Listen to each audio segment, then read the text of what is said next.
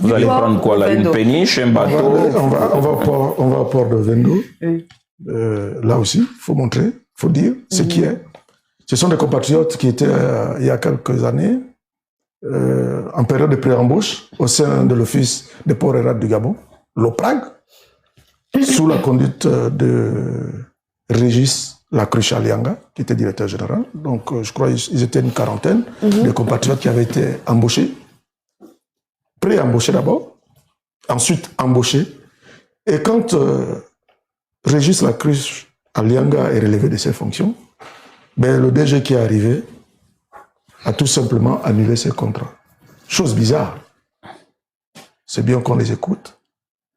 Ils vont nous faire la genèse de ces problèmes. Donc, c'est ce qu'on va faire tout de suite. Madame Dila, bonjour. Bonjour, monsieur Atiga. Comment allez-vous?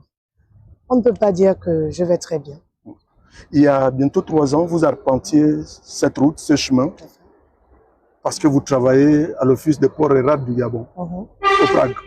Vous n'y êtes plus. Qu'est-ce qui s'est passé? Il y a de cela près de 4 ans. Nous avons signé... 3 ans ou 4 ans? On va maintenant vers 4 ans, donc je peux me permettre de dire près de 4 ans maintenant, parce qu'on va vers 4 ans. Nous avons signé un CDI avec notre directeur de l'époque, monsieur Lacruche Lelabou. Directeur général. Voilà, directeur général de l'OPRAG à cette époque, 2020. Voilà, nous avons signé des contrats.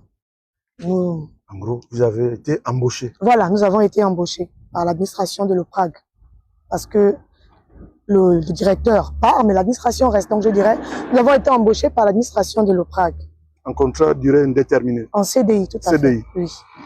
Nous avons à la base, nous étions en stage de pré-emploi, de pré-embauche, et nous avons signé des contrats de CDI par le biais de monsieur Lacruche Lelabou. Voilà. Qu'est-ce qui s'est passé après? Voilà. J'en viens au fait. Déjà, combien a duré la période de pré-emploi? Nous avons fait, pour la plupart, parce que nous n'avons pas signé tous en même temps.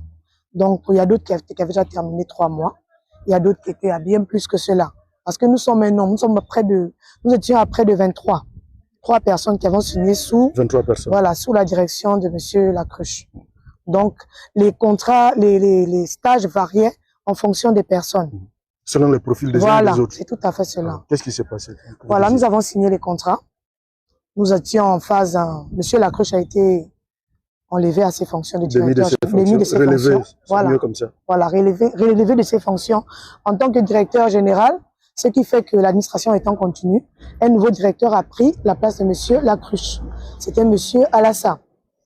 Lorsque monsieur Alassa est arrivé au poste de directeur général, nous avons une rencontre avec la directrice des ressources humaines, communément appelée DAP dans notre jargon à l'OPRAG, qui nous a fait comprendre lors d'une réunion avec les personnes concernées que nous étions en phase d'immatriculation. Donc, les choses devaient se faire de manière progressive. Ce qui fait que pour certains, ils ont même déjà les badges de l'OPRAG qui montraient qu'ils étaient déjà dans l'OPRAG et de laisser passer. Donc, nous étions avec la DAP, nous étions rassurés de la démarche. Déjà, nous ne percevions même plus les modalités que nous avions en tant que stagiaires. Donc, nous étions là, nous étions déjà rassurés de la démarche. Il se trouve que courant mars, une note d'information a été affichée à l'OPRAG qui nous faisait savoir que pour des raisons sanitaires, nous étions obligés de diminuer le nombre d'effectifs dans la boîte. Sur ce fait, nous sommes repartis à la maison, à la demande de notre employeur, parce que nous considérons comme étant déjà membres de l'OPRAG. Grande a été notre surprise de recevoir des appels pour certains qui nous signifiaient que l'inspection du travail nous convoquait, on va dire à la période de mai, fin mai. Quelques-uns, voilà, 2020, quelques-uns se sont rendus. Nous avons fait la rencontre de l'inspecteur du travail. On vous demande d'aller à l'inspection du travail avec une notification ou de façon verbale?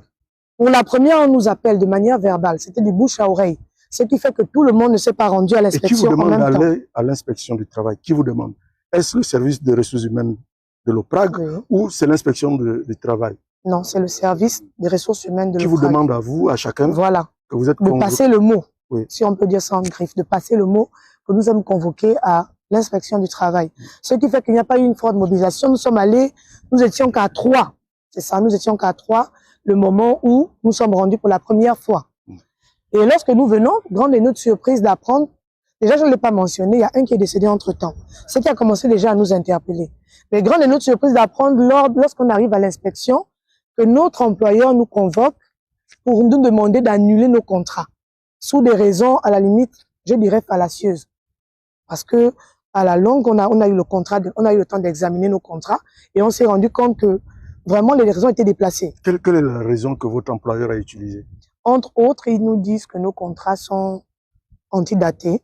Ils nous disent que le cachet n'est pas d'actualité, je ne sais pas. Monsieur Lacruche qui avait été relevé de ses fonctions, Oui. est-ce qu'il a signé vos contrats alors qu'il était déjà relevé de ses fonctions? Mais non, on a signé le contrat bien avant que monsieur Lacruche soit relevé de ses fonctions en tant que DG. Ce qui nous surprend. Et notre première réaction, c'est déjà de dire